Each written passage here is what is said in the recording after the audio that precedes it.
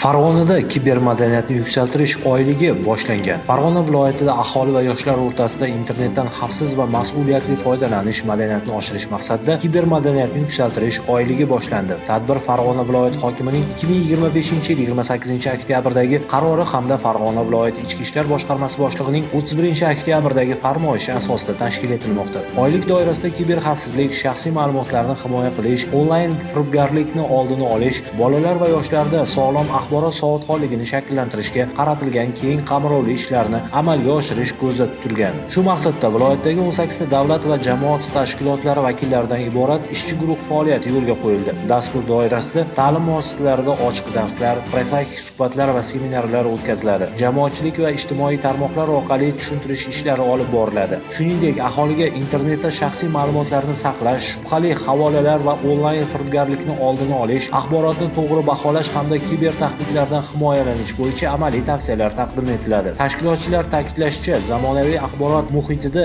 internet madaniyati va raqamli savodxonlik har bir fuqaro uchun muhim ahamiyatga ega. Shu boisdan oylik doirasida bevosita aholi bilan muloqot qilish, yoshlarni axborot xurujlaridan muhofaza qilish va sog'lom media muhitini shakllantirishga alohida e'tibor qaratilmoqda.